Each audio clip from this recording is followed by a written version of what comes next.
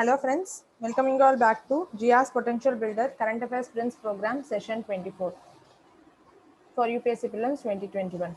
So in the description given below, we are providing you with a Telegram channel link where you will be getting questions on a daily basis. So for quick revision and exam related updates, follow us on YouTube as well as our Telegram channel. So this is the contact number of the institute where you can call for admission related enquiries. These are the topics that we are going to discuss today. Without any further delay, let's move into the topic of today.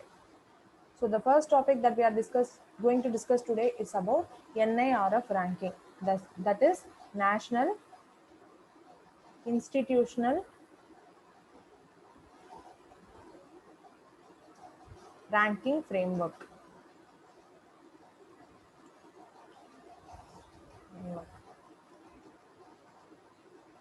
In the ranking எதுக்காகன்னு பார்த்தீங்கன்னா basically it is for higher educational institutions.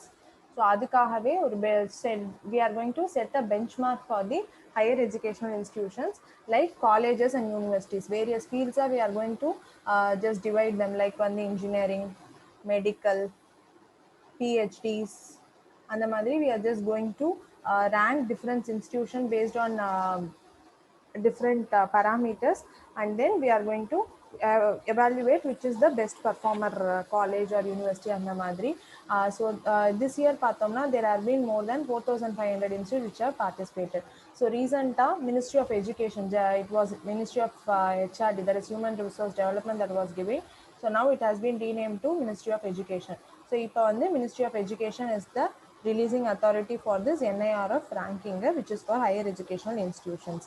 So எதுக்காக first why we need this ranking அப்படின்னு பார்க்கும்போது because of the poor performance of higher education institutions. Why? இது வந்து so this will make us aware of how we need to, where we need to improve and how we need to improve. So poor performance ஒன்று, and so இதில் வந்துட்டு when we are going to improve, then globally also our higher education institutions will be recommended in the top. இப்போ வந்து different இது வந்துட்டு தருவாங்க. பிரிட்டிஷோடது வந்துட்டு பார்த்தீங்கன்னா QS ranking அந்த மாதிரிலாம் நிறையா they have certain ranks. So அந்த மாதிரி that is for basically higher education institutions. So in those things, when we improve the infrastructure and other facilities of higher educational institutions, நம்ம அவங்களோட ஸ்டாண்டர்ட்ஸ் இன்க்ரீஸ் பண்ணும்போது global level it will be very much beneficial for India in the higher education sector. அது ஒன்று.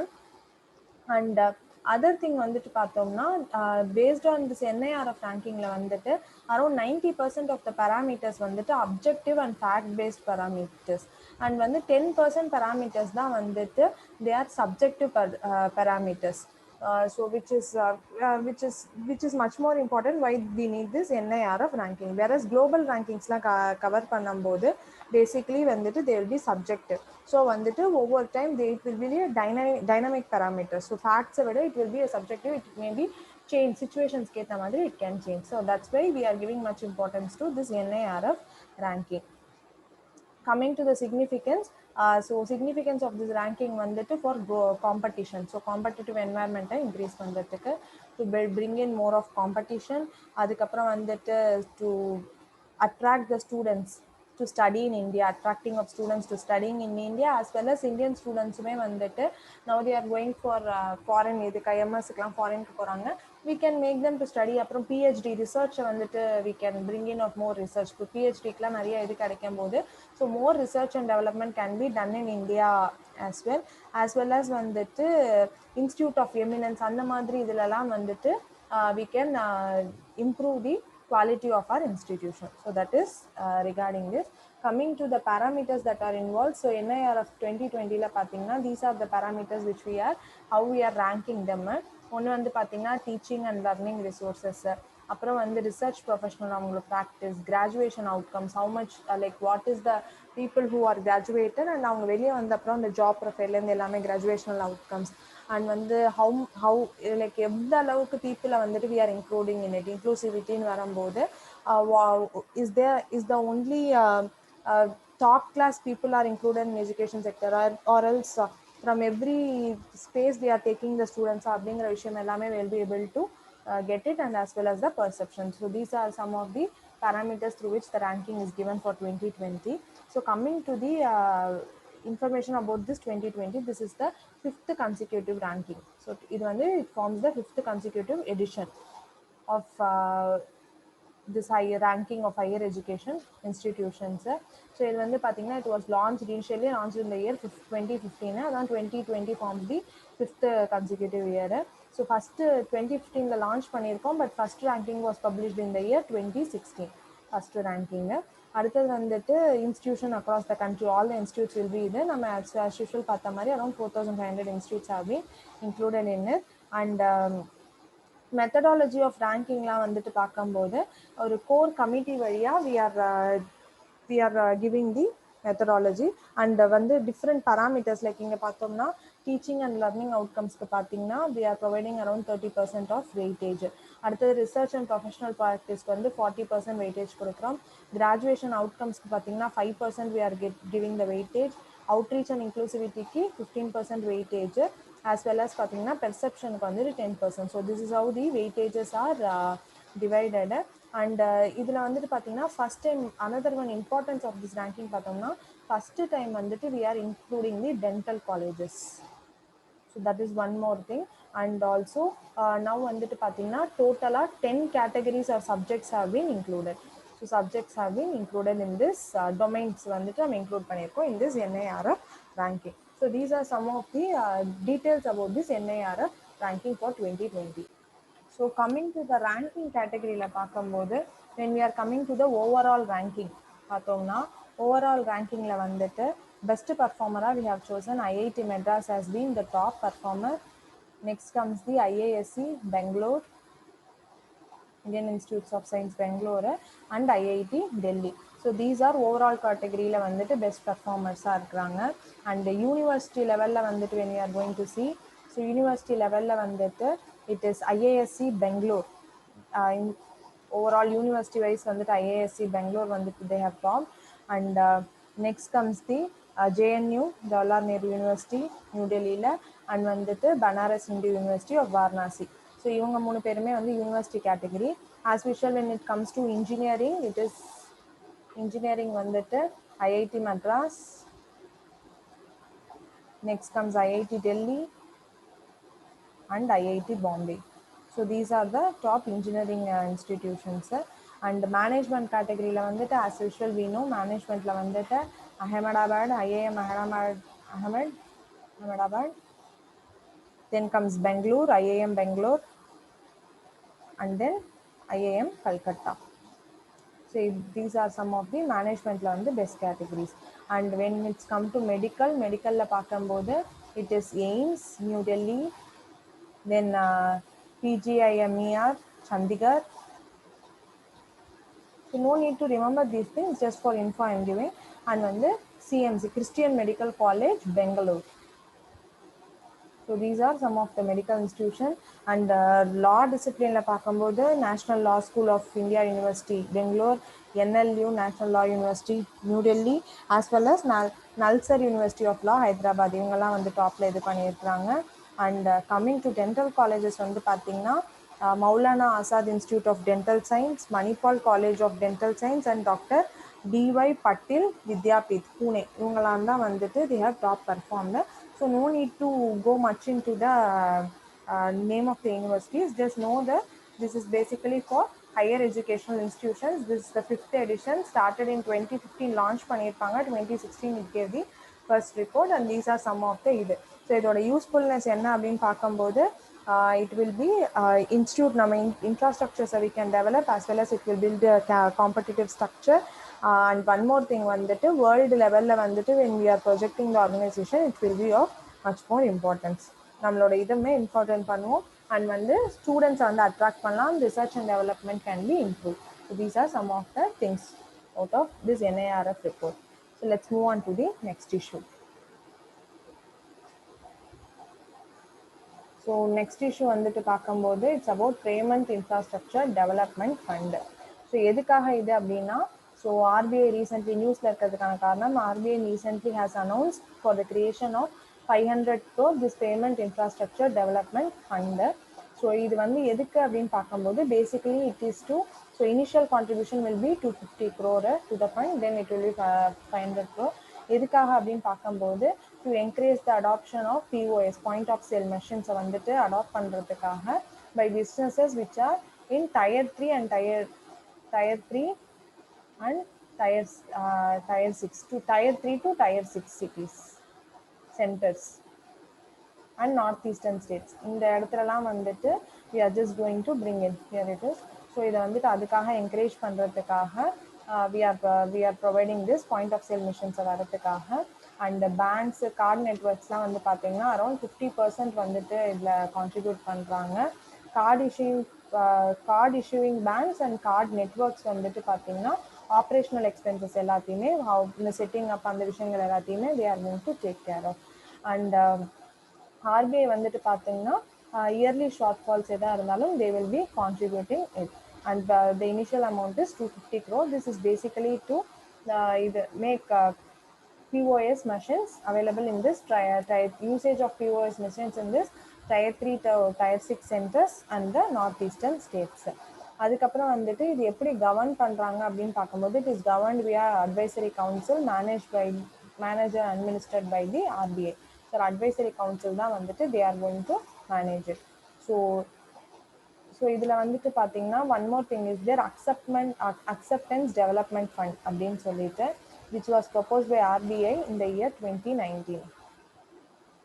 So இது எதுக்கு அப்படின்னா this is basically for accepting card swipings, card அக்செப்டன்ஸ்க்காக, பேசிக்காக கார்டு அக்செப்டன்ஸ்க்காக இன் வந்துட்டு டயர் 3 அண்ட் டயர் 4 சிட்டிஸில் அங்கே வந்து கார்டு அக்செப்ட் பண்ணிக்கிறதுக்காக இருக்கிறது. So this will help in swipe machines அந்த மாதிரி விஷயங்கள் எல்லாமே வச்சுக்கிறது to make the payment easier. Sorry, tier 3 and tier 6 cities. So to make the payment easier. So இதில் வந்து எப்படி வந்துட்டு how we are classifying it அப்படின்னு பார்க்கும்போது based upon the population, how this tier 3 tier 2லாம் இது பண்ணும்போது it's based upon the population. So tier 3ங்கிறது வந்துட்டு from 49,990லேருந்து 20,000 வரைக்கும் பாப்புலேஷன் இருந்தால் according to census 2001. So this is the key here. 2001 census படி if this is the population then it is tier 3. 10,000 to 19,999 இருந்துச்சுன்னா tyre 4, 5,000 to 9,999 இருந்துச்சுன்னா tier 5 and less than 5,000 population இருந்துச்சுன்னா that is tier 6 cities. And இந்த சென்டர்ஸை வந்துட்டு நம்ம rural அர்பனில் வந்துட்டு இது பண்ணும்போது இந்த மாதிரி we are just going to differentiate them. So this is basically this tier 3, tier 1, tier 2 cities are based upon the population of the centers. So அதை பேஸ் பண்ணி ஸோ இப்போ எப்படி இது நடக்குது அப்படின்னா என்ன customer wants to buy a product he will come to இது buyer கிட்ட வருவாங்க. ஸோ பாயிண்ட் ஆஃப் சேல் மெஷினில் we will be getting the amount, he will swipe the customer will swipe the card or kit wifi facility இப்போ எல்லாமே வந்திருக்கு. And நம்ம எப்படி நம்ம நார்மலாக however we are doing the same way. Next வந்துட்டு success அப்படிங்கிற ஒரு இது வந்தோடனே it is done. So this is how the process goes. So this is about this payments infrastructure development fund. So let's move on to the next issue.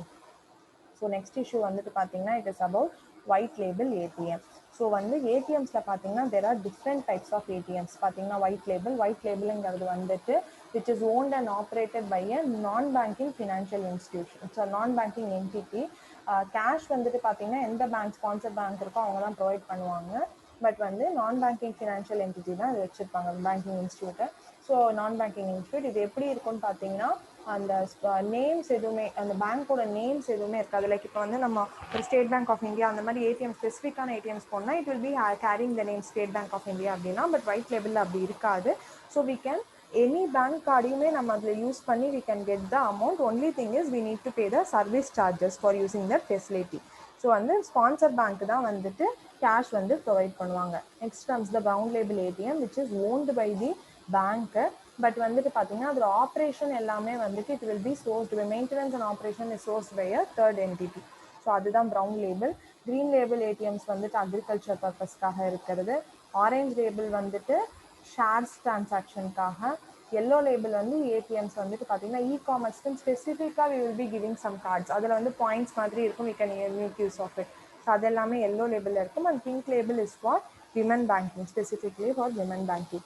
So coming to why this white label ATM and news அப்படின்னு பார்த்தீங்கன்னா இந்த major thing வந்து RBI வந்துட்டு allows this card issuers அந்த white label ஏடிஎம்ஸ்லாம் வந்துட்டு to take direct membership in central payment system. இதில் வந்து டைரக்டாக they are asking to take the card issuers and white label ATMs வந்து மெம்பர்ஷிப் எடுத்துக்க சொல்கிறாங்க, which constitute RTGS real time cross settlement and இது NEFT which is National Electronic Fund Transfer. So immediate transactions-காக அந்த இதிலலாம் this central payment system will constitute those things. அதில் வந்து டைரக்டான ஒரு membership வாங்கிக்கணும் அப்படின்னு சொல்லிட்டு ஆர்பிஐயில் வந்துட்டு they would have given the orders to these white label ATMs and card issuers.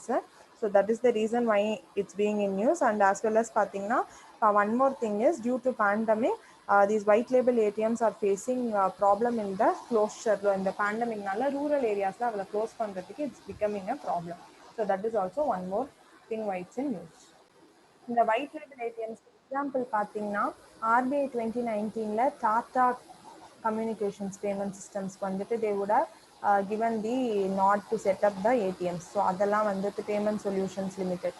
So இவங்கெல்லாம் வந்து எக்ஸாம்பிள்ஸ். அண்ட் முத்தூட் ஃபினான்ஸ் இவங்களுக்குலாம் வந்துட்டு they can set up the இது அப்படிங்கிற மாதிரி ஆர்பிஐல வந்துட்டு they would have given the nod.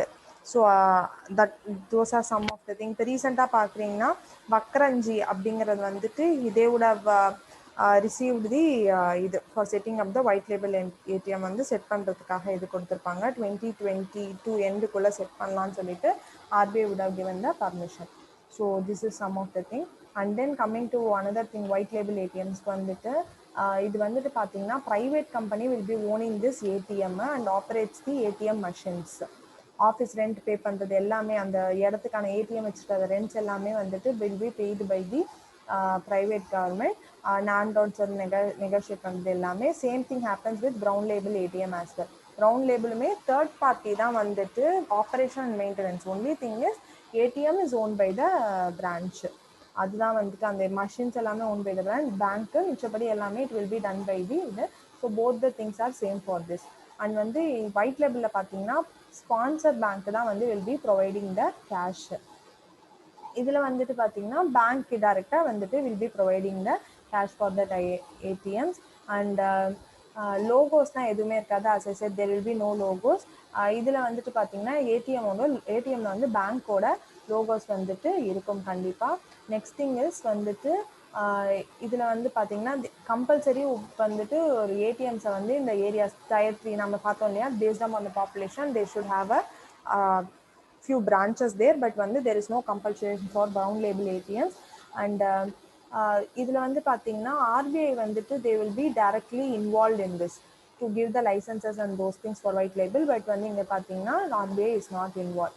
ஏன்னா கம்பெனிஸ் வந்துட்டு அவுட் சோர்ஸ் பண்ணுறதுனால RBI will not be involved in this. And one more thing about white label என்னன்னு பார்த்தீங்கன்னா 100% FDI வந்துட்டு is given to foreign direct investment வந்துட்டு ஒயிட் லேபிள்ஸ் ஏடிஎம்ஸ்க்கு வந்து கொடுக்குறாங்க. வேற இது வந்துட்டு அது கிடையாது. இப்போ அந்த லோகோஸ் வந்துட்டு பார்த்தீங்கன்னா பேங்க் லோகோஸ் இருக்காது, பட் ஒயிட் லேபிள் ஏடிஎம்ல வந்து அந்த ஸ்பான்சர் ஆப்ரேட்டர் கம்பெனியோட லோகோஸ் இருக்கும். ஸோ அது வந்துட்டு it will be having. And இதில் வந்துட்டு பார்த்தீங்கன்னா இந்த ப்ரௌன் லேபிளில் வந்துட்டு பார்த்தீங்கன்னா இந்த ஹார்ட்வேர் அந்த ஏடிஎம்மோட லீஸ் எல்லாமே வந்து service provider will be holding it. Cash management, connectivity, banking இதுக்காக டிஃப்ரெண்ட் கனெக்டிவிட்டிலாம் இருக்கும் பார்த்தீங்களா. தோஸ் திங்ஸ் லைக் நம்ம இப்போ என்ட்ரா பண்ண உடனே அந்த சாஃப்ட்வேர் சப்போர்ட் அது எல்லாமே பார்த்தீங்கன்னா it will be owned by the bank. Office rent எல்லாமே பார்த்தீங்கன்னா அந்த ப்ரைவேட் என்டிட்டி தான் எல்லாத்தையுமே வந்து பே பண்ணுவாங்க ப்ரௌன் லேபிளுக்கு. அண்ட் பேங்க் வந்துட்டு பார்த்தீங்கன்னா cash will be provided through the banks. ஏடிஎம்க்கு வந்து கேஷ் எல்லாமே பேங்க் தான் வந்து ப்ரொவைட் பண்ணும். And RBI as said RBI is not involved in that. இப்போ வந்து பேங்க்ஸுமே வந்துட்டு they will be having their own ATMs like வந்து SBI அவங்கலாம் பார்த்தீங்கன்னா they will be owned ATMs. So இதில் வந்துட்டு பார்த்தீங்கன்னா பேங்க்கே வந்துட்டு they will be holding all the responsibilities. So வந்து கேஷ் மேனேஜ்மெண்ட்டு, அப்புறம் AMCs, security, everything is with the bank. வேற இங்கே வந்து பார்த்தீங்கன்னா third parties will be involve. So this is all about white label ATMs. Let's move on to the next issue. So next issues வந்து பார்த்தீங்கன்னா it's about PMFME. PMFMEங்கிறது வந்து formalisation of micro food processing enterprise. அதுதான் வந்துட்டு full form of Prime Minister FME. So Ministry of Food Processing Industries வந்துட்டு பார்த்தீங்கன்னா they would have launched it. Ministry of Food Processing Industries வந்துட்டு they would have launched this PM Formalization of Micro Food Processing Enterprises. இது வந்துட்டு it's a part of Atmanirbhar. So this is basically பார்க்கும்போது this is to generate total investment of around 35,000 crore and 9 lakh skilled and semi-skilled employment. So அதுக்காக so investment வந்து பார்த்தீங்கன்னா 35,000 crore. It is basically to bring in employment generation for skilled and semi-skilled. So எந்த இயர்ல launch பண்ணியிருக்கோம்னா 2020 it was launched. It's a centrally sponsored scheme. So this is the key here, centrally sponsored scheme. This is basically for capacity building of micro food entrepreneurs. So அதுக்காக தான் this basically provides technical, financial, all kinds of support and வந்து business support எல்லாமே வந்துட்டு this micro food processing industries வந்து provide பண்ணுவாங்க.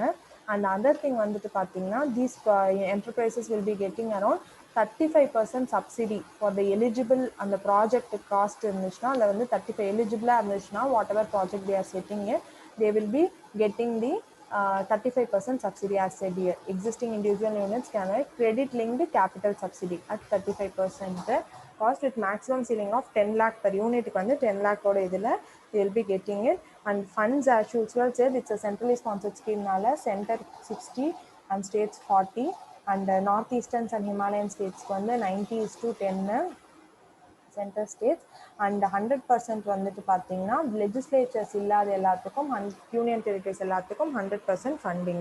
So the time period பார்த்தீங்கன்னா it is for a period of 5 years, that is from 2020 to 21 to 24-25 வரைக்கும்.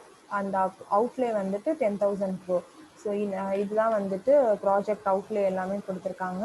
And இது வந்துட்டு பார்த்தீங்கன்னா நம்ம as we have seen in last video, one district one product ஸ்கீமையுமே வந்துட்டு it is going to approach it in a very in the way. So இது வந்து adapt பண்ணிக்க போது இந்த one district one product ஸ்கீமோட பெனிஃபிட்ஸ் எல்லாத்தையுமே it's going to ரீப்.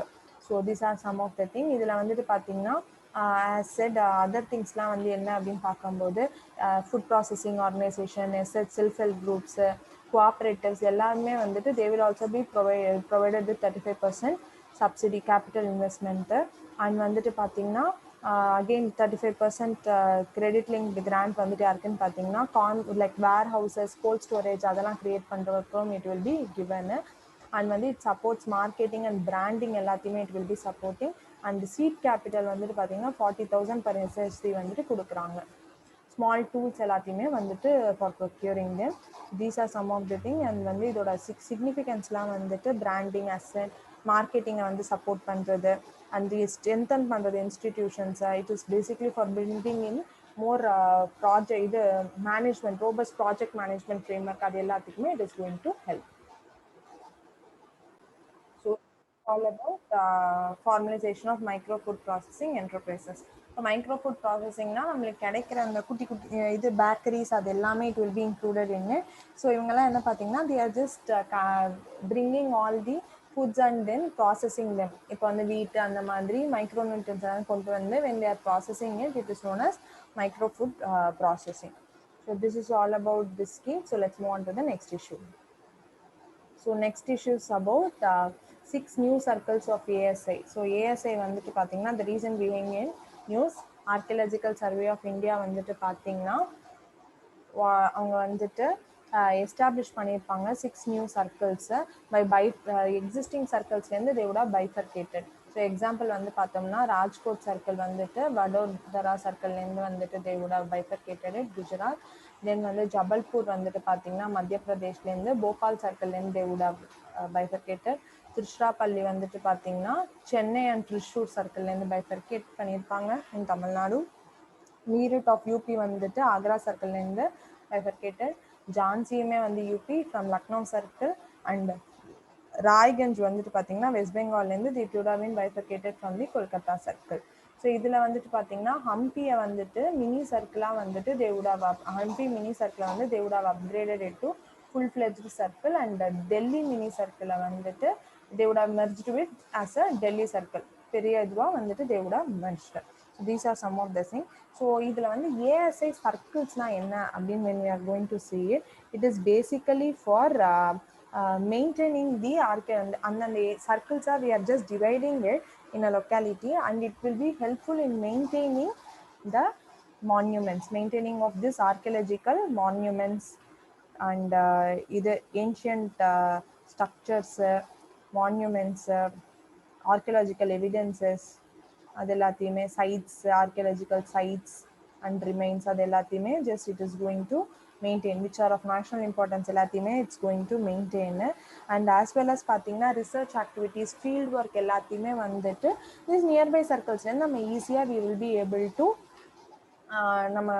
we can get the labor and we will be able to make the research out of the sites. There are new sites irukku, we are finding some new things அப்படின்றம்போது இருக்கும்போது we can make use of labor from these circles or manpower from these, to be precise, manpower from these circles.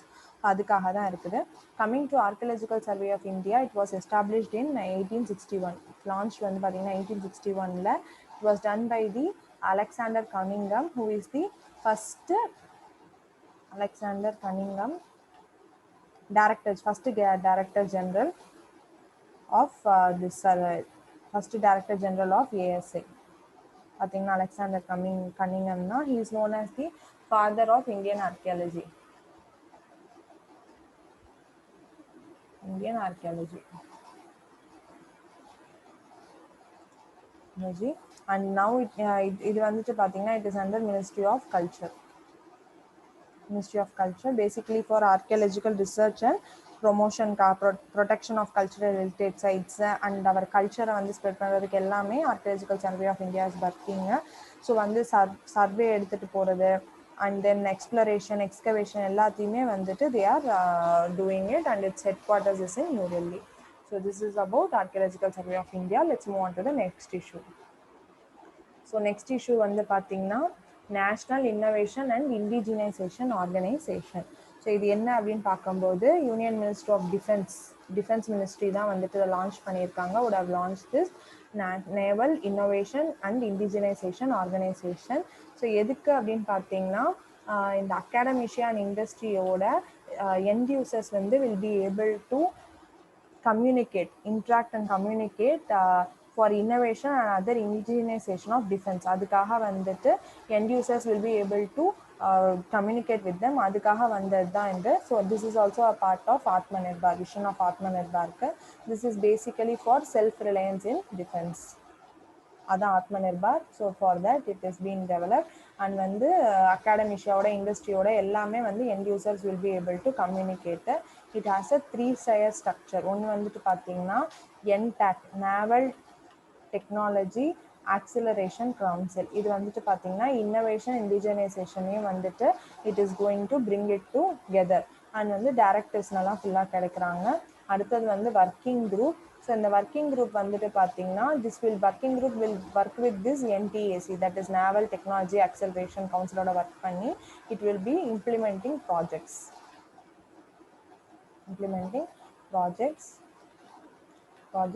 The third one வந்துட்டு என்ன இருக்கு அப்படின்னு பார்த்தீங்கன்னா third one is Technology Development Acceleration Cell. Technology Development Acceleration Cell இது வந்து எதுக்கு அப்படின்னு பார்த்தீங்கன்னா எமர்ஜிங் டெக்னாலஜிஸ் எல்லாத்தையும் it is going to incorporate into the present systems in a very accelerated manner. ஏன்னா டைமை வந்து மேட்ச் பண்ணுறதுக்காக emerging டெக்னாலஜிஸை we are going to integrate with our existing systems. அதுக்காக அண்ட் இந்த நேஷ்னல் இன்னோவேஷன், இந்த naval innovation and indigenisation organisation வந்துட்டு பார்த்தீங்கன்னா it has been in a draft defense acquisition policy of 2020 வந்துட்டு they would have proposed it to இந்த service headquarters வந்து establish பண்ணுறதுக்காக they would have proposed it.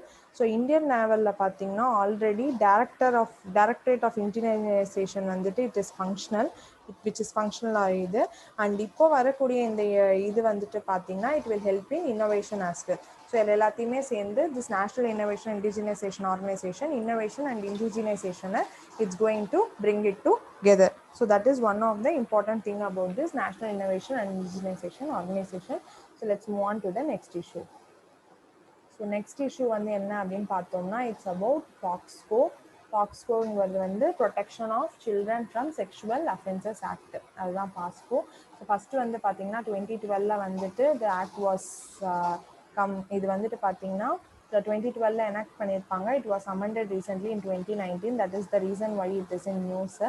And இது வந்துட்டு எதுக்குன்னு பார்த்தோம்னா இப்போ இந்த 2019 there would have been changes like வந்துட்டு எந்த மாதிரி அஃபென்சஸ் எல்லாமே விட் can be grouped as sexual offences, அது எல்லாத்தையுமே இன்னும் இப்போ பெட்டராக வந்துட்டு they would have told which forms இதில் வந்துட்டு பார்த்தீங்கன்னா which forms penetrative non-penetrative sexual assaults எல்லாத்தையுமே வந்துட்டு they would have defined. இது வந்துட்டு அக்கார்டிங் டு பாக்ஸ்கோ ஆக்ட் சைல்டு வந்து டிஃபைன் ஆகிறது who is below the age of 18, under 18 years வந்துட்டு we are going to name them as child. Sorry, under 18 வந்துட்டு we are going to name them as child. And when they are assaulted and when there is some problem emerges against them, அவங்கள வந்து protect பண்ணி to relieve them and for their rehabilitation தான் வந்துட்டு we have this POCSO act. this as well as வந்துட்டு பார்த்தீங்கன்னா கம்ப்ளைண்ட்டுக்கு ஏற்ற மாதிரி ஸ்பெஷல் ஜுவினைல் போலீஸ் யூனிட் இருக்கும், லோக்கல் போலீஸ் வச்சுக்கிட்டு they will be helping the child in distress, அதுக்காக தான் மேஜராக இருக்குது. அண்ட் வந்து மினிமம் பனிஷ்மெண்ட் இந்த பெனட்ரேட்டிவ் செக்ஸ் மாதிரி கேசஸ்க்கெலாம் பார்த்தீங்கன்னா மினிமம் பனிஷ்மெண்ட் வந்து 7 to 10 years தராங்க. ஆஸ் வெல் ஆஸ் சைல்டு இந்த க்ரைம்ஸ் எல்லாத்தையுமே வந்துட்டு ட்ரையல் பண்ணுறதுக்காக special courts have been established. அடுத்தது வந்து பார்த்தீங்கன்னா இது வந்து டிஃப்ரெண்ட் ஃபார்ம்ஸ் ஆஃப் அப்யூஸை வந்து they would have name, like வந்துட்டு பார்த்தீங்கன்னா செக்ஷுவல் அசால்ட்டு, அதுக்கப்புறம் வந்துட்டு செக்ஷுவல் ஹராஸ்மெண்ட், போனோகிராஃபினா என்ன, அதுக்கப்புறம் இந்த மாதிரி நிறையா விஷயங்களை வந்துட்டு they would have dealt and they would have mentioned each and aggregated penetrative sexனா and aggravated penetrative sexனா என்ன, அதுக்கப்புறம் வந்து இது aggravated penetrated sexual assault, aggravated sexual assault எல்லாத்தையுமே வந்துட்டு டிஃப்ரெண்ட் இது வழியாக வந்துட்டு they would have mentioned, defined, as well as வந்து அதுக்கேற்ற மாதிரி stringent பனிஷ்மெண்ட்ஸையுமே வந்துட்டு they are providing. as well as வந்து pornographic கண்டென்ட்டுக்காகவும் பார்த்தீங்கன்னா they are giving certain இது. ஸோ அந்த pornographic கண்டென்ட்லாம் இருந்துச்சுன்னா அதை வந்து ப்ராப்பராக ரிப்போர்ட் பண்ணணும் சைல்டு வந்து. அண்ட் வந்து யார் அந்த மாதிரி பண்ணுறாங்களோ whoever is involved in this they will also be இது பனிஷ்மெண்ட்டையுமே வந்து ரொம்ப சிவியராக வந்துட்டு வச்சுருக்குறாங்க. So those are some of the things. இன்னுமே வந்து இந்த பில்லில் வந்துட்டு பார்த்தீங்கன்னா இந்த ரீசன்ட் 2019 இதில் வந்துட்டு பார்த்தீங்கன்னா சைல்டு ப்ரொனோகிராஃபியில் வந்துட்டு விஷுவல் டெபிக்ஷனு அப்படி இல்லைன்னா ஃபோட்டோகிராஃப்ஸ் வீடியோ எல்லாத்தையுமே வந்துட்டு they would have included in it.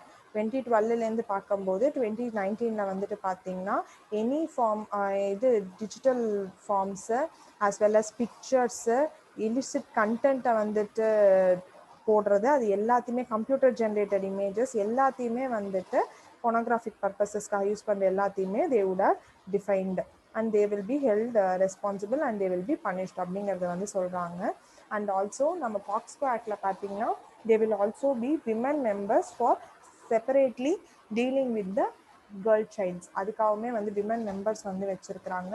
அவங்களுக்காக fast track courts for children வந்துட்டு கொண்டு வராங்க. So this crimes related to சில்ட்ரனை வந்துட்டு ஈஸியாக வந்து வி கேன் இது முடிச்சிடலாம் அப்படின்னு சொல்லிட்டு. ஸோ பெண்டன்சியை வந்து தவிர்க்கிறதுக்காக as well as these kind of punishment will help in reducing the crimes against children. So அதுக்காகவுமே வந்துட்டு we are providing here the keys வந்துட்டு பார்த்தீங்கன்னா நம்ம சைல்டு வந்து 18 இயர்ஸ்க்கு கீழே இருக்கிறவங்கள சைல்டு அப்படின்னு சொல்லிட்டு we are naming them. So those are some of the important things. ஏன்னா ஜுவெனல் ஜஸ்டிஸ் ஆக்ட் படி டெஃபினேஷன் ஆஃப் சைல்டு வந்துட்டு வேரி ஆகும். ஸோ 16 இயர்ஸ் கீழே அந்த மாதிரி இதை நம்ம சொல்லுவோம். அண்ட் அடல்ட் மாதிரி க்ரைம் கமிட் பண்ணுறாங்க அப்படின்னா 16க்கு மேலே we will be treating them as adult அப்படிங்கிற மாதிரிலாம் க்ளாஸஸ் வந்துட்டு வரும். So for that we need to know who is a child அப்படின்னு பார்த்தீங்கன்னா பாக்ஸ்கோ ஆக்ட் படி below the age of 18 is considered as a child. So these are some of the things. So let's move on to the next issue. Prelims perspective this is much more important. This is much important அவ்வளோதான். Let's move on to the next issue. The next issue வந்துட்டு பார்த்தீங்கன்னா development and welfare code for denotified nomadic and semi-nomadic communities. So nomadic அப்படின்னாலே தெரியும் people who are wandering, அவங்கள தான் வந்துட்டு nomadic அப்படின்னு சொல்லி சொல்லுவோம். ஸோ வந்து சீசனல் பேசிஸில் வந்துட்டு வென் பீப்புள்ஸ் மைக்ரேட் ஃப்ரம் பிளெயின்ஸ்லேருந்து ஹில்ஸ்லேருந்து பிளெயின்ஸ் அந்த மாதிரி வந்து ட்ராவல் பண்ணுறவங்க எல்லாமே we are calling them as denotified nomadic and semi nomadic communities. So எதுக்காக இந்த போர்டு அப்படின்னா இவங்களை வந்து இது வந்து 2019 வந்துட்டு under ministry of social justice and empowerment கீழே வந்துட்டு we have set up this is basically for the development and welfare of these communities. So இது வந்துட்டு பார்த்தீங்கன்னா டைம் பீரியட்ஸ் இது வந்துட்டு 3 இயர்ஸ்லேருந்து எக்ஸ்பேண்டபிள் டு 5 இயர்ஸ் வரைக்கும் we have set up this committee. இது எதுக்கு அப்படின்னா இந்த நொமாட்டிக் டைப்ஸை வந்துட்டு என்னென்ன சேலஞ்சஸ் வந்து ஃபேஸ் பண்ணுறாங்க அப்படிங்கிறத we are just going to see and we are going to bring them the development and other welfare measures. அதுக்காக தான் வந்துட்டு this has been set up, this development and welfare board for denotified nomadic, semi-nomadic and nomadic tribes-காக வந்துட்டு we have set up this. So the reason why this was set up அப்படின்னு பார்த்தீங்கன்னா நம்மளோட nomadic ட்ரைப்ஸுக்கு வந்துட்டு survey எத்தனை மாதிரி nomadic tribes இருக்காங்க அப்படிங்கிறது எல்லாமே national commission for denotified nomadic and semi nomadic டைப்புக்கு வந்துட்டு செட் பண்ணியிருப்பாங்க. It would have identified. அப்போ அவங்க பாப்புலேஷன் ஆஃப் நொமாடிக் ட்ரைப்ஸை பற்றி government would have not had any record. So to basically bring in the development of these people in the development and welfare board வந்துட்டு set பண்ணியிருப்பாங்க. And as I said its time period வந்து பார்த்தீங்கன்னா 3 years வரைக்கும், but it can be extend to 5 years வரைக்கும் அப்படின்னு set பண்ணியிருப்பாங்க. இதோட என்னென்ன மாதிரி jobs it's going to do அப்படின்னு பார்க்கும்போது it's going to formulate and implement the welfare measures of these people and development programs of these people, as well as it is going to identify the areas or locations where these people are densely populated areas identify பண்ண போறோம். identify and then வந்துட்டு பார்த்தீங்கன்னா existing programs, whatever the programs are linked to these people, அதை வந்துட்டு என்னென்ன what are the programs there and how we are going to integrate them with these people, and the gaps எப்படி fill பண்ண போறோம் which has not reached these people, and வந்து ministries ஓட இது எல்லாத்தையும் ongoing programs எல்லாத்தையுமே how we are going to take it to these people அப்படிங்கிறதையுமே we are going to check, and we are going to see how after getting the programs to those people எப்படி வந்துட்டு it's functioning. So functioning of the schemes, has that brought any livelihood changes to these people, அதையுமே வந்துட்டு we are going to check, and as well as we are going to give redressal to their issues, grievances எல்லாத்துக்குமே வந்து redress பண்ணிட்டு, and we are going to fulfill their issues, fulfill their requirements எல்லாத்தையுமே வந்துட்டு we are going to just fulfill it. So அதுதான் வந்துட்டு reason for this development and welfare board.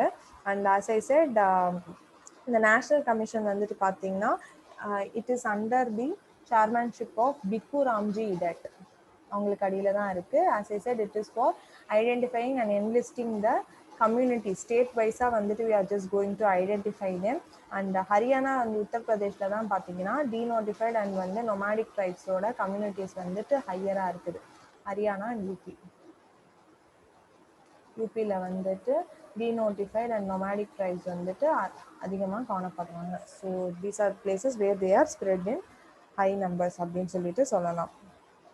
And coming to this denotified nomadicலாம் பார்த்தோம்னா term denotify எதுக்காக அப்படின்னு சொல்லி சொல்கிறோம்னா ஆக்சுவலாக இவங்க வந்துட்டு கிரிமினல் ட்ரைப்ஸ் ஆக்ட்ஸில் வந்துட்டு these communities would have been notified under the Criminal Tribes Act, which was enforced by the British between 1871 to 1947 எந்த குரூப்பை வந்து இந்த கிரிமினல் ட்ரைப்ஸ் ஆக்டில் வந்துட்டு நோட்டிஃபை பண்ணியிருக்கோமோ அவங்க எல்லாத்தையுமே வந்து டீநோட்டிஃபைட் ட்ரைப்ஸ் அப்படின்னு சொல்லிட்டு சொல்லுவோம்.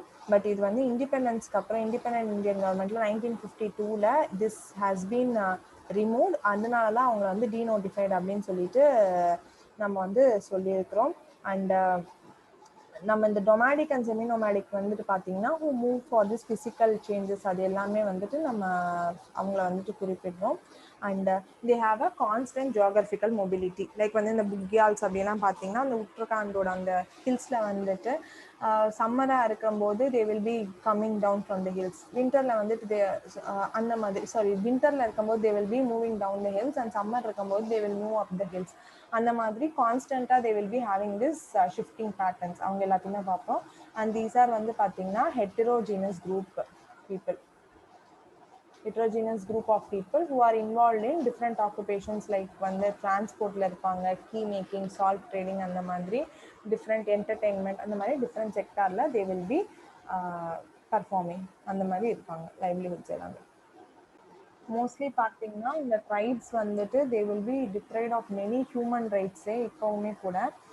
கிட்டத்தட்ட பார்த்தீங்கன்னா ஒரு 15 crore இந்தியன்ஸ் வந்துட்டு are under this denotified nomadic and seminomadic tribes. இதில் வந்துட்டு பார்த்தீங்கன்னா எப்படி வந்துட்டு ஹவு வி ஆர் நேமிங் அப்படின்றது பார்க்கும்போது கிட்டத்தட்ட ரென்கே கமிஷன் அப்படின்னு சொல்லிட்டு தட் கமிஷன் ஆஃப் 2008 தான் வந்து recent commission which would have given the some of the informations or the population wise rough estimate. அதில் பார்த்தீங்கன்னா அரௌண்ட் 198 ட்ரைப் அந்த குரூப்ஸ் வந்துட்டு பார்த்தீங்கன்னா டீநோட்டிஃபைடில் இருக்கிறாங்க, டீநோட்டிஃபைட் ட்ரைப்ஸு. அண்ட் வந்து 1500 வந்துட்டு பார்த்தீங்கன்னா நொமேடிக் அண்ட் செமினொமேடிக் ட்ரைப்ஸ் குரூப்பில் வந்துட்டு இருக்கிறாங்க. ஸோ இவங்க வந்து பேசிக்லி ஃப்ரம் த ஆக்ட், நம்மளோட கிரிமினல் ட்ரைப்ஸ் ஆக்ட் வழியாக வந்துட்டு they will B criminal tribes, அதாவது கிரிமினல் ஆக்டிவிட்டியில் இன்வால்வ் ஆகிருக்கிறாங்க அப்படின்னு பிரிட்டிஷ் வந்துட்டு நோட்டிஃபை பண்ணி வச்சுருப்பாங்க 1871 படி. அவங்கள வந்துட்டு வி வுட் ஹவ் நவ் வந்து அந்த ஆக்டை ரிப்பீல் பண்ணதுக்கு அப்புறம் we are calling them as denotified tribes அப்படின்னு சொல்லிட்டு we are just calling them. So this is about information about this development and welfare board for denotified nomadic and semi-nomadic tribes. Let's move on to the next issue. So the next issue வந்துட்டு என்ன அப்படின்னு சொல்லி பார்க்கும்போது it is about the global nutrition report. Coming to global nutrition report, இது வந்துட்டு பார்த்தீங்கன்னா publisher வந்துட்டு world health organisation. So recent report வந்துட்டு they would have 2020 global nutrition ரிப்போர்ட்டை வந்துட்டு வேர்ல்ட் ஹெல்த் ஆர்கனைசேஷன் வந்து ரிலீஸ் பண்ணியிருப்பாங்க. So first report was released in the year 2014. இது வந்து எதுலேருந்து from where it has been conceived அப்படின்னு பார்த்தோம்னா it is from the nutrition for growth initiative summit. Nutrition for growth initiative சம்மிட்லேருந்து தான் வந்துட்டு it will be in use. So இது வந்து N4G அப்படின்னு சொல்லுவோம். நியூட்ரிஷன் ஃபார் க்ரோத்து 2013 இந்த சம்மிட் நடந்திருக்கும். ஸோ அதுக்கப்புறம் from 2014 first report would have been published. It's a multi stakeholder initiative. So வந்து பார்த்தீங்கன்னா ஸ்டேக் ஹோல்டர்ஸ் வந்து நிறையா பேர் இருப்பாங்க, இண்டிபெண்டன்ட் எக்ஸ்பர்ட் குரூப்பு, அப்புறம் செக்ரட்டேரியட்ஸ், அந்த மாதிரி நிறையா பேர் will be involved. India is among the 88 countries. அதெல்லாம் வந்து இந்த டார்கெட்ஸ் குளோபல் நியூட்ரிஷன் டார்கெட்ஸ் வந்து 2025 வந்து செட் பண்ணியிருப்பாங்க. So India will B one among the 88 countries which will be missing this target. And வந்து இன்இக்வாலிட்டிஸ் வந்துட்டு பார்த்தீங்கன்னா மால் நியூட்ரிஷன் வந்துட்டு நிறையா இருக்குது இந்தியாவில். ஸோ டொமஸ்டிக் இன்இக்வாலிட்டிஸ் இன் மால் நியூட்ரிஷன் வந்துட்டு it is high in India அப்படிங்கிறது தான் வந்துட்டு இந்த ரிப்போர்ட் சொல்லுது. ஸோ அது பேசிக்லி இந்தியாவில் வந்து மால் நியூட்ரிஷன் அதிகமாக இருக்குது. ஸோ இண்டிகேட்டர்ஸ் ஆஃப் இந்த நியூட்ரிஷன்லாம் எதுனா there are basically mainly four indicators, major indicators. ஒன்று வந்துட்டு anaemia among the reproductive women, age of women, reproductive ஏஜில் அனீமியா இருக்கிறது விமனுக்கு. நெக்ஸ்ட் வந்து ஸ்டண்டிங், அண்டர் 5 ஸ்டண்டிங். நெக்ஸ்ட் வந்துட்டு பார்த்தீங்கன்னா இது stunting among the childrens.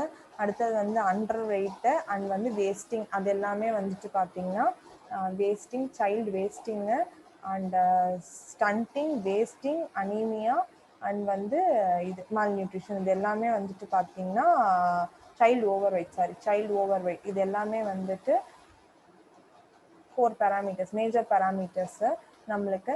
And as well as பார்த்தீங்கன்னா எக்ஸ்க்ளூசிவ் பிரெஸ்ட் ஃபீடிங்குமே வந்துட்டு நியூட்ரிஷனல் இண்டிகேட்டர்ஸில் வந்துட்டு நம்மளுக்கு வருது. So under wait in India வந்துட்டு பார்த்தீங்கன்னா 2016 வரைக்கும் டிக்ரீஸ் ஆகிருக்குது. 66லேருந்து 58% வந்துட்டு பாய்ஸ்க்காகவும், கேர்ள்ஸ்க்கு வந்து 54 to 50 அப்படிங்கிற மாதிரி it has basically decreased. But overall ஆவரேஜை கம்பேர் பண்ணும்போது 35% is the global average for boys and 31.8 வந்து கேர்ள்ஸ் இன் ஏஷியா.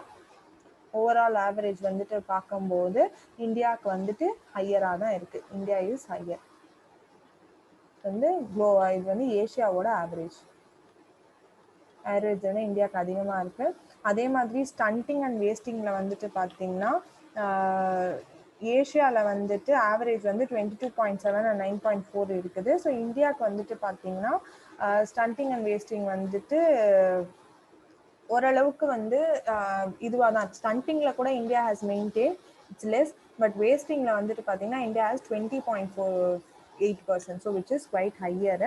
அண்ட் அனீமியாவை பார்க்கும்போது 1 in 2 of women of reproductive age வந்து சஃபர் ஃப்ரம் அனீமியா. ஸோ அதுவுமே வந்துட்டு கொஞ்சம் வந்துட்டு இட்ஸ் அ ப்ராப்ளமேட்டிக் சுச்சுவேஷன் தான். கம்மிங் டு வந்து அண்டர் நியூட்ரிஷன் அப்படின்னு வரும்போது wasting is low weight to height, stunting is low height to age, underweight is low wait for age. இது எல்லாமே அண்டர் நியூட்ரிஷனில் வந்து வில் பி கால்குலேட்டிங். ஓவர் நியூட்ரிஷனுங்கிற வரும்போது over weight, obesity, அது எல்லாமே heart டிசீசஸ்லாம் வருது எல்லாமே ஓவர் நியூட்ரிஷனால் வருது. And micro nutrition related malnutrition அப்படின்னு பார்க்கும்போது vitamins and minerals are micro nutrient டெஃபிஷியன்சிஸை will be dealing with in it. And வந்து டபுள் பேர்டன் ஆஃப் மால் நரிஷ்மெண்ட்னு இன்னொரு ஃபேக்டர் இருக்கு.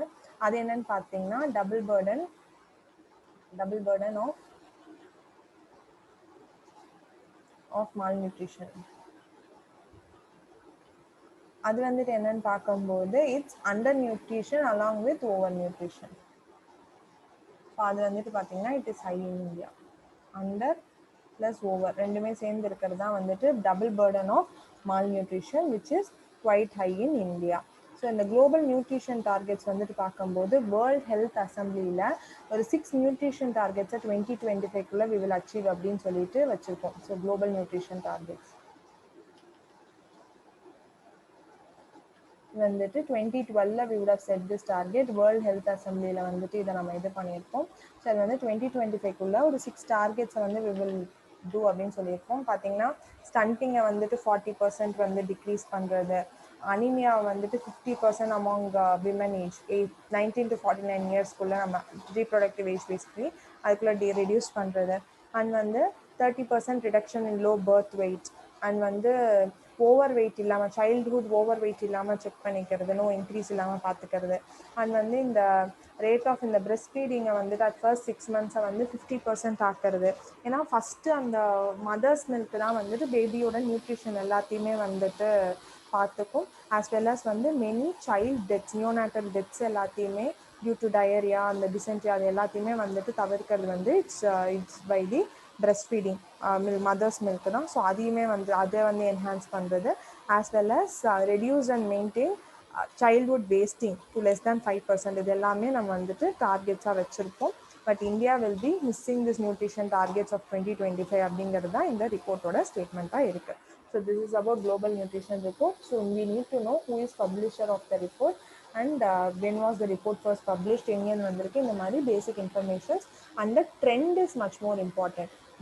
ஆவரேஜ் வச்சு பார்க்கும்போது India is behind the targets அப்படிங்கிறத நம்ம சொல்லணும். So let's move on to the last topic of today. So last topic of today is about integrated law enforcement centers. So இது வந்து எதுக்காக நியூஸில் இருக்குது அப்படின்னு பார்க்கும்போது bureau of police research and development வந்துட்டு ஒரு unified integrated law enforcement centres வேணும் அப்படிங்கிறத வந்து they would have recommended. Bureau of Police Research and Development, they would have recommended this. So இதுபடி என்ன சொல்கிறாங்க அப்படின்னு பார்த்தோம்னா ILEC அப்படிங்கிறது வந்து they should be stationed at existing and proposed check போஸ்ட்டில் எல்லாத்தையுமே we need to ஸ்டேஷன் பண்ணணும் அப்படின்னு சொல்லியிருப்பாங்க. ஸோ செக் போஸ்ட் எல்லாமே யாராலனா land port authorities of India, ministry of home affairs தான் வந்துட்டு இந்த இன்டகிரேட்டட் செக் போஸ்ட் எல்லாத்தையுமே வந்துட்டு செட் பண்ணுறது. ஸோ இது எதுக்காக அப்படின்னா தே ஆர் செட்டப் வந்து இந்த லேண்ட் பார்டர்ஸில் வந்துட்டு we are setting it up. So other கண்ட்ரிஸோடு இருக்கக்கூடிய லேண்ட் பார்டர்ஸ் அந்த மாதிரி என்ட்ரி பாயிண்ட்ஸ், பேசிக்கலி அந்த மேஜர் என்ட்ரி பாயிண்ட்ஸில் வந்து these check post will be set up. So அங்கே எல்லாமே வந்துட்டு ஒரு லா என்ஃபோர்ஸ்மெண்ட் சென்டர்ஸை வந்து வைக்கணும் அப்படின்னு சொல்லியிருப்பாங்க. And one more thing about this integrated check post வந்துட்டு பார்த்தீங்கன்னா it will have all this immigration, customs, border security, அந்த மாதிரி all facilities will be put in to this. And வந்து பார்த்தீங்கன்னா வேர் ஹவுசிங், ஹோட்டல்ஸ் எல்லாமே வந்துட்டு it will be in a single area, single காம்ப்ளெக்ஸில் வந்து this integrated check post will be functioning. இது வந்து செட் பண்ணுறது வந்து land port authorities of India which is under ministry of home அஃபேர்ஸ்குள்ளே வந்துடுறாங்க. அண்ட் வந்துட்டு it will be also this ILEC வந்துட்டு பார்த்தீங்கன்னா it will be on the lines of police stations. And வந்துட்டு கவர்மெண்ட் ஏஜென்சிஸ்க்கு வந்துட்டு பார்டர்ஸில் வந்துட்டு they will help in making the perfect decisions actions எடுக்கிறது நிறைய ஸ்டேக் ஹோல்டர் ஏஜென்சியில் they will be bringing together and maintaining of border support வந்துட்டு it becomes much easier as well as it helps in the protection roles இந்த ICPs எல்லாத்தையுமே check post எல்லாத்தையுமே protect பண்ணுறதுக்கு and வந்து any cases is there அது எல்லாத்தையுமே border crimes அந்த மாதிரி கேசஸ் எல்லாம் ரிப்போர்ட் பண்ணுறதுக்கு this will be much more helpful as well as வந்துட்டு பார்த்தீங்கன்னா it will have narcotics control bureauலேருந்து customs national investigation agencyலேருந்து there will be different people as well who will be involved officials who will be involved so that the crimes can be reduced அதுக்காக எல்லாத்துக்குமே this info integrated it will be a one center where everything can be done at a single place so that it will be very helpful in dealing with many crimes as well as making the border more secure அதுக்காகவே எல்லாத்துக்குமே வந்து நம்ம வச்சிருக்கோம் so these are the 10 topics of today so we'll meet you with yet another session soon till then stay safe stay healthy and keep revising thank you